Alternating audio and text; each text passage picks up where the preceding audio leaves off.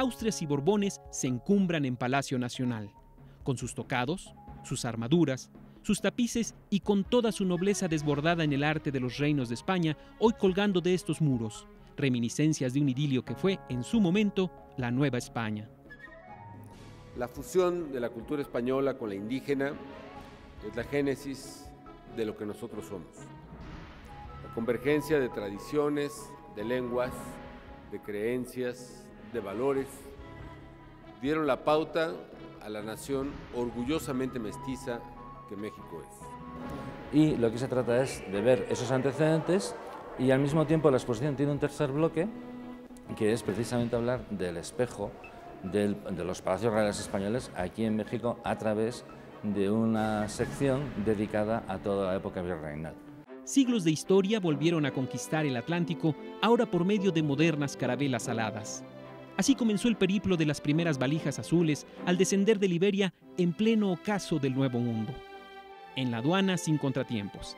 Y es que ser rey implica privilegios y cuidados especiales. No golpear y cada caja en su sitio bajo la mirada acuciosa del comisario. Así, poco a poco se fue llenando la carroza con los tesoros de los reinos bien aferrados a la caja de latón. Celosamente custodiados, los Borbones y los Austrias poco pudieron ver en su trayecto por el Nuevo Mundo, aunque eso sí, la escolta abrió paso a la realeza hasta alcanzar la plaza donde Hernán Cortés pretendió alzar su palacio, morada de virreyes y autoridades de la corona que durante 300 años impusieron la cruz de su reino. Palacio Nacional, después de haber sido primero el Palacio de Moctezuma II, formó parte de la red de palacios reales de España. Entonces, un poco a través de esta muestra muy generosa que nos presta España, que por cierto es la mayor que jamás España haya montado en ningún país, ni siquiera en España, sobre su propio patrimonio, nos ha brindado estas piezas. Entonces es la primera muestra internacional, tiene que ver sobre nuestra propia historia de este palacio y es una historia muy poco conocida. Poca gente sabe qué pasó con Palacio Nacional durante los años del virreinato e incluso un poco antes. De eso se trata. Una a una, las valijas entraron a palacio, pero aún había que cruzar el jardín botánico para entrar a la galería. Remanso de paredes vacías que poco a poco se fueron colmando ante la presencia adusta de las columnas del imperio. Hay una serie de elementos que para el visitante o para nuestros contemporáneos pasan un poco desapercibidos, pero que en la corte del siglo XVI española tenían unos significados muy claros. Por ejemplo, las columnas, las referencias arquitectónicas al antiguo Alcázar, que están enlazadas no solo con los edificios, que son sede del poder, sino que también están asociadas a ideas como fortaleza y todo este tipo de conceptos. Los cortinajes rojos o los tapetes rojos en otros cuadros que también hay en la exposición son referencias a las sedes de la monarquía o a la administración del poder. Dispuesta la corte de restauradores, curadores y especialistas que escudriñan cada centímetro de las piezas, por fin se abrió la primera valija y fue Felipe II quien asomó prudentemente la mirada. De inmediato se le hicieron los honores y fue levantado en brazos hasta el Real Muro que ya estaba dispuesto para su egregia estampa.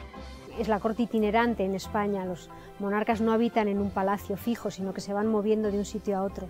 En el siglo XVI ya se establece la corte en un lugar fijo que es Madrid, sobre todo cuando Felipe II establece la capital en Madrid, y es el inicio del gran esplendor del actual Palacio Real. Esta decisión lo que supuso fue la creación de una red de palacios alrededor de la capital que tenían unas necesidades de ser decorados, de ser amueblados, ornados, simplemente porque es también un lenguaje del poder, de cómo se manifiesta el poder a través del edificio en el que vive el soberano.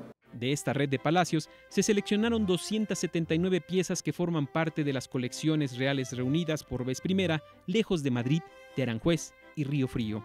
La importancia desde mi punto de vista es que prácticamente la totalidad de las obras que vienen son de las colecciones reales, es decir, del patrimonio nacional español. Ha habido exposiciones muy importantes, efectivamente, pero que han juntado obras de muy distintos museos.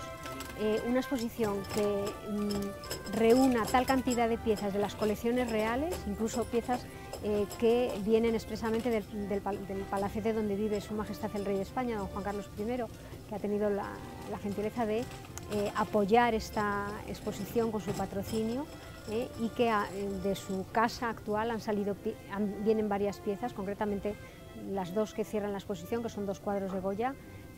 Es un préstamo muy importante. Luego de los reyes aparecieron las deidades católicas.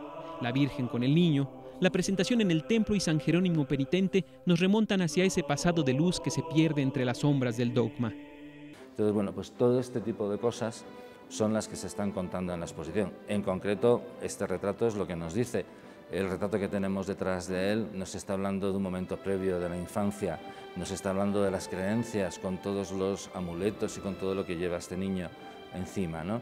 Esto es una mínima parte de un discurso muchísimo más complejo. En otras zonas se hablará de cómo se amueblaban, en otras zonas se hablará de cómo el hecho de que la monarquía española en este momento estuviera controlando políticamente gran parte de Europa y evidentemente todo lo que es América, suponía un enriquecimiento de la corte en el sentido de que había una confluencia de corrientes artísticas y de formas de manifestación artísticas muy diversas y todas pasaban de alguna manera u otra por Madrid.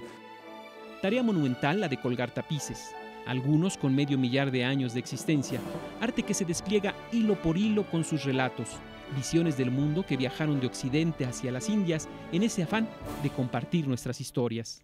Es un arte itinerante. El inicio de esta exposición precisamente se centra en eso, en la corte itinerante. Es muy fácil de mover. De hecho, varios de estos tapices no tienen un sitio fijo en la decoración de los palacios españoles, sino que están guardados en almacén y a lo largo de la historia han estado siempre guardados en almacén porque se han utilizado para acontecimientos concretos, para adornar espacios concretos. En principio viajaban a la vez que viajaba el monarca, a la vez que viajaba la reina o el rey, viajaba con sus tapices para poder crear esos espacios, esa sensación cálida en muchas ocasiones y de gran riqueza también al mismo tiempo. Muestra de poderío sin remilgo son las armas, el cañón reluciente, las lanzas y los escudos, pero sobre todo las armaduras, soberbia dermis de acero sin empacho de opulencia que iba a cubrir a su Alteza y a su monta.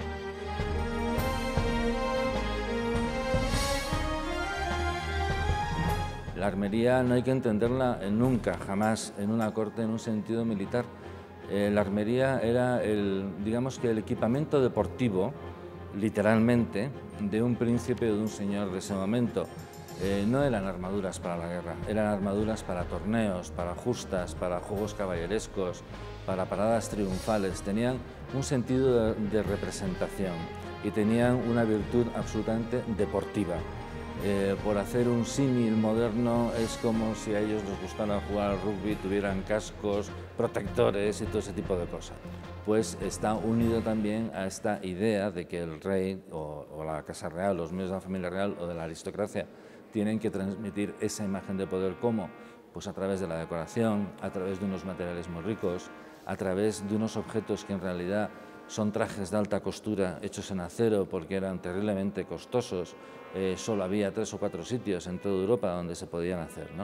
Eso es de lo que nos habla esta armería. Y la armería aquí también está queriendo hablar un poco de esto, ¿no? Y de los lenguajes políticos y de los mensajes de tipo religioso o cómo transmite las creencias o las mentalidades. Porque en este momento de lo que estamos hablando también en la exposición es de un tránsito de un mundo medieval. Tratamos Edad Media, tratamos Renacimiento, tratamos Barroco y nos quedamos en las puertas en el neoclasicismo. Inconclusa quedaría esta historia sin su capítulo de este lado del Atlántico con el Real Palacio, la casona que Cortés se hizo construir sobre la morada de Moctezuma y que luego la corona le compró a este para hospedar dignamente a los virreyes novohispanos. Hay que recordar que Palacio Nacional durante el virreinato se llamaba el Real Palacio. Esto quiere decir que formaba parte del circuito de los reales palacios de la monarquía española. Posteriormente, a partir de la independencia, ya toma el nombre de Palacio Nacional y justamente ahora nos encontramos en la sección dedicada al Palacio Novohispano. Como podrá observar el público, esta sección está conformada por la colección de retratos de virreyes que vivieron en este palacio y que esta colección de retratos estuvo aquí en Palacio Nacional.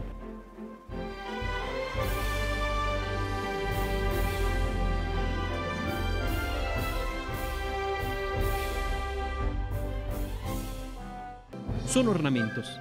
Son tapices, óleos monumentales, armaduras y figuras. Son los tesoros de los palacios reales de España. Una historia compartida ahora en Palacio Nacional. Es toda una concepción del mundo en la cual obviamente era la imagen de la majestad del rey, la majestad del poder, pero cómo eso también se compartía con ciertos sentimientos y cierta educación, y además también empataba con las tradiciones y con las tradiciones populares. Por eso es importante asomarnos a ese mundo que es el de los palacios, porque tiene que ver con un poco la identidad y la representación de un país en un momento dado. La lógica es la vinculación de los palacios, como este palacio está vinculado al ser en América el referente más cercano, por razones históricas y geográficas, al Palacio Real de Madrid y a todos los palacios que rodeaban a ese Palacio Real de Madrid. La exposición está pensada cronológicamente y a la vez temáticamente, con lo cual yo creo que para el visitante va a ser de fácil lectura y va a ser muy atractivo porque va a recorrer un poco la historia, pero a través de los temas diferentes.